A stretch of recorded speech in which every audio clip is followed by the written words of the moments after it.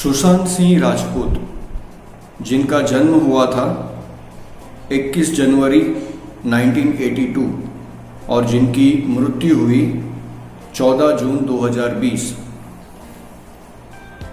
दोस्तों, जिस दिन मैंने सुशांत सिंह राजपूत की आत्महत्या की खबर सुनी, जो मेरा पहला रिएक्शन था वो था मुझे बहुत गुस्सा आया कि इतना सक्सेसफुल इंसान है, उसके पास महंगी महंगी गाड़ियां है, बाइक है, बंगला है, उसके करोड़ों चाहने वाले हैं, एक मूवी का उसको 5 से 7 करोड़ मिलता है, एक एडवर्टाइजमेंट का 1 करोड़ मिलता है।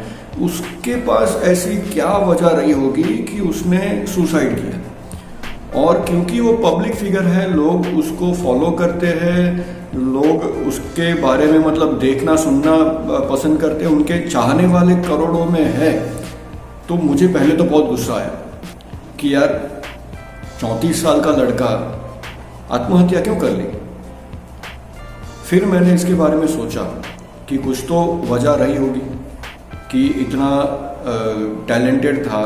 और छिछोरे मूवी आप सबने देखी होगी, बहुत बढ़िया मूवी थी छिछोरे, जो सुशांत सिंह राजपूत उसमें लीड रोल में थे। इस मूवी में सुशांत सिंह राजपूत ने खुद ये मैसेज दिया था पब्लिक को कि एक लड़ाई हार जाने से पूरी जंग नहीं हारी जाती है, जिंदगी का अंत नहीं होता है एक लड़ाई हारने से। उन्होंने खुद लोगों को इस मूवी से एक बढ़िया बहुत अच्छा मैसेज देके मोटिवेट किया था कि लोग जो है वो हार ना माने, जिंदगी सबसे ज़्यादा, जीवन जो है वो सबसे ज़्यादा कीमती है। और जब उसने आत्महत्या कर ली तो मैं ये सोचने पे मजबूर हो गया कि इसकी वजह क्या है। और मैं ये मानता हूँ कि इसकी वजह जो है वो है एक साइकोलॉजिकल डिसऑर्डर। जी हाँ, ये एक मानसिक बीमारी है जिसको हम कहते हैं डिप्रेशन, जिसको हिंदी में कहते हैं हताशा या निराशा में चले जाना, डिप्रेशन। और ये एक ऐसी बीमारी है जो किसी को भी हो सकती है, कोई भी इसका शिकार हो सकता है। आप हो सकते हैं, मैं हो सकता हूँ, या हमारे चाहने वाले हमारे दोस्त हो सकते हैं।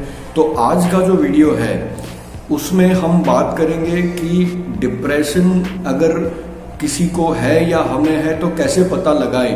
क्योंकि सबसे पहले तो इसकी जानकारी होना जरूरी है कि ये जो साइकोलॉजिकल डिसऑर्डर जो है वो उसके लक्षण क्या है, व्हाट आर द सिम्टम्स। और फिर आपको एक्सेप्ट करना पड़ता है कि हाँ मुझे ये डिसऑर्डर है, हाँ ये मेरी कंडीशन है, तब जाके आप उससे बाहर निकलने की कुछ कोशिश कर सकते हैं। तो हम जानेंगे कि ये डिप्रेशन जो है वो क्या है, वो एक इंसान को कितने तरीकों से अफेक्ट करता है और फाइनली उससे बाहर निकलने के क्या रास्ते हैं। इन सभी चीज़ों के बारे में हम आज बात करेंगे। तो दोस्तों, ये वीडियो हो सकता है कि लंबा हो जाए, लेकिन आप अंत तक मेरे साथ बने रहिए।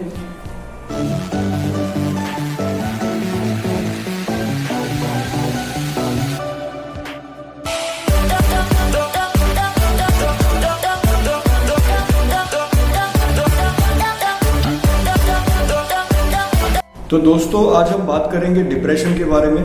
ये वीडियो मैं शूट कर रहा हूँ 18 जुलाई 2020 और आप जानते हैं कि ये कोरोना काल चल रहा है और परिस्थिति बहुत ही खराब है हर तरफ। और ऐसी परिस्थिति में हर एक इंसान थोड़े या ज़्यादा लेवल पे स्ट्रेस में है। लेकिन अगर किसी के साथ कोई खराब घटना घटती है तो वो इंसान जो है उसको डिप्रेशन हो जाता है। डिप्रेशन होना ये आम बात है। जब हमारे साथ कोई मुश्किल घड़ी आती है, हम चारों तरफ से मुश्किलों से घिर जाते हैं या कोई खराब हादसा होता है, तो डिप्रेशन होना आम बात है। जनरली लोग डिप्रेशन से बाहर आ जाते हैं, अपने आप ही आ जाते हैं। लेकिन जब कोई इंसान डिप्रेशन से बाहर ना निकल सके और नेगेटिव थॉट्स जो है, जो नकारात्मक विचार है, उनमें वो डूबता चला जाए और बाहर ना निकल पाए, तो वो क्रॉनिक डिप्रेशन में चला जाता है और तब उसको हेल्प की जरूरत होती है। तो सबसे पहले हम बात करेंगे कि डिप्रेशन के जो है लक्षण क्या है, what are the symptoms of depression.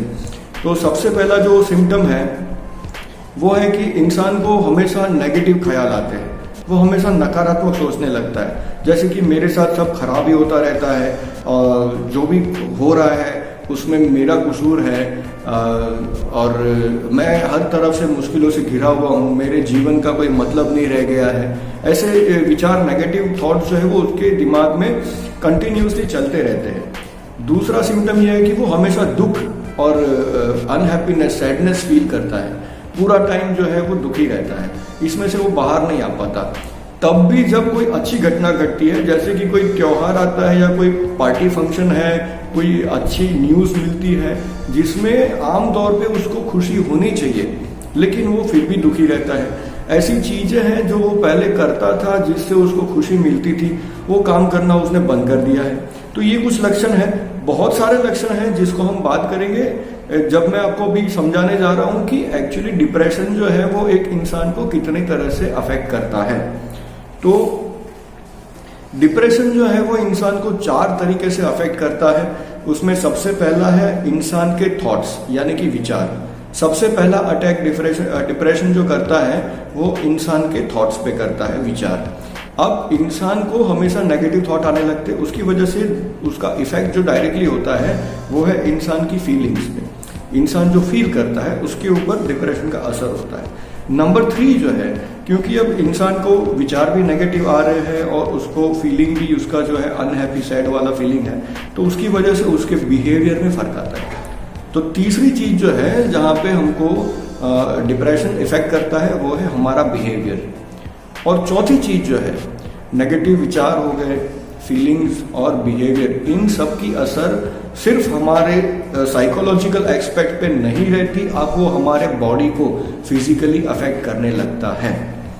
तो ये चारों चीजों को थोड़ा डिटेल में बात करें तो थॉट्स जो है उस पर वो कैसे, तो थॉट्स जो है वो हमें नेगेटिव आते हैं और सेल्फ क्रिटिसिज्म के आते हैं।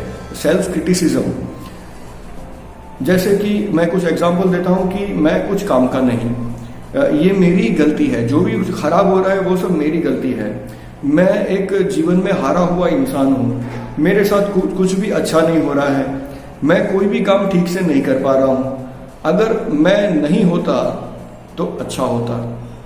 इस तरह के विचार, नेगेटिव विचार दिमाग में घूमते रहते हैं।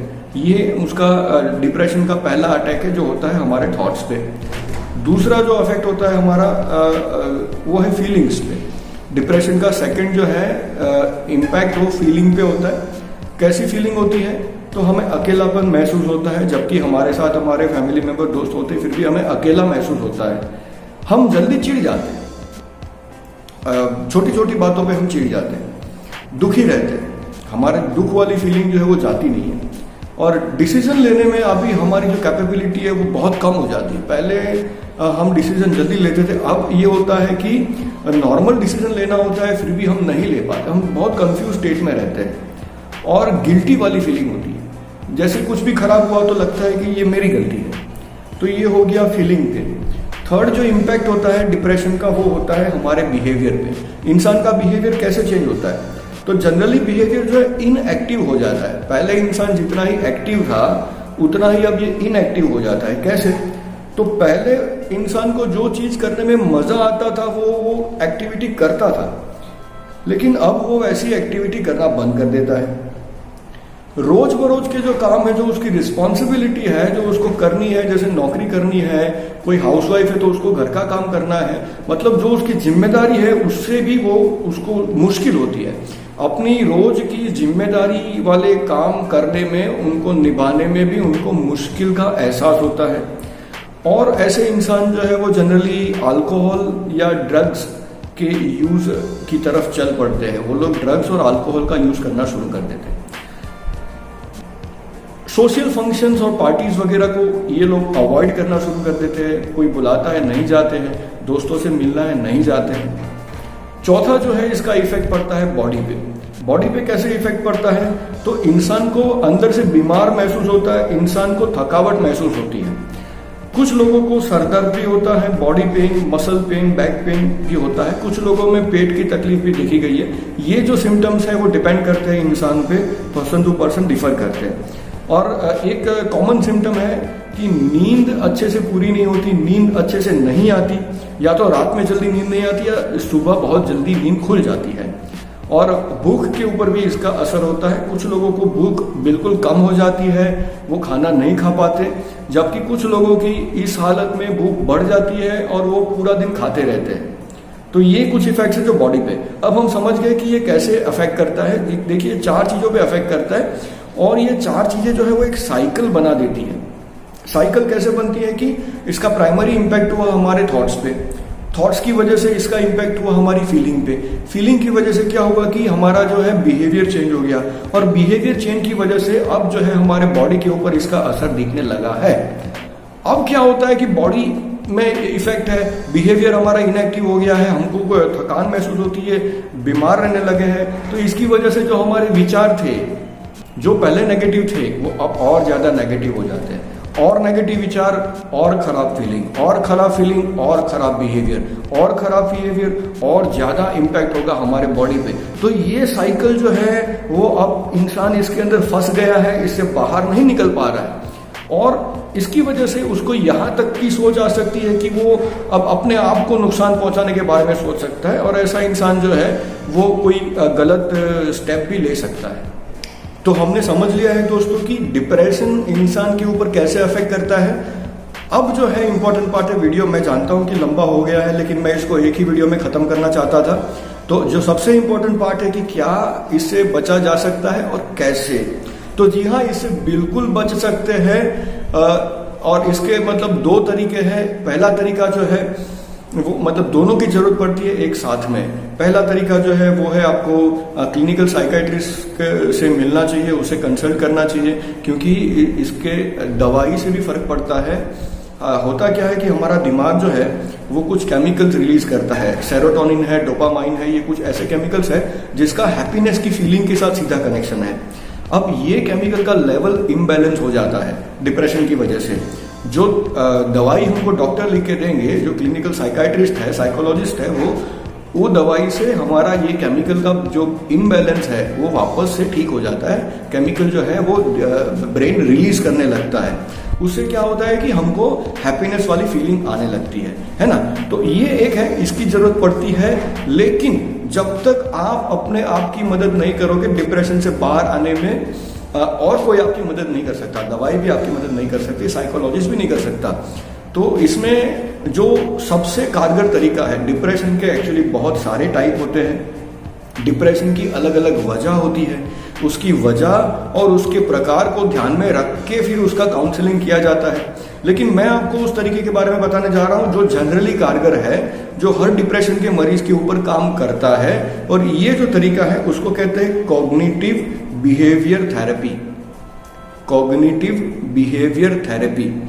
इसमें क्या है कि जो हमारा बिहेवियर है उसके ऊपर हमको ध्यान रखना है और हमें बिहेवियर को इस तरह से चेंज करना है कि जो मैंने आपको अभी साइकिल के बारे में बताया कि होता क्या है कि हम उसमें फंस के रह जाते हैं। चार जगह पे हमको डिप्रेशन की मार पड़ती है, हमसे बाहर नहीं निकल पाते। अब ये जो चक्रव्यूह है डिप्रेशन का, उसको तोड़ने के लिए हमको क्या करना है, हमको बिहेवियर पे कॉन्सेंट्रेट करना है और उसका ये तरीका है कॉग्निटिव बिहेवियर थेरेपी। देखिए मैं आपको बताता हूँ जनरली इंसान का बिहेवियर कैसा हो जाता है डिप्रेशन में।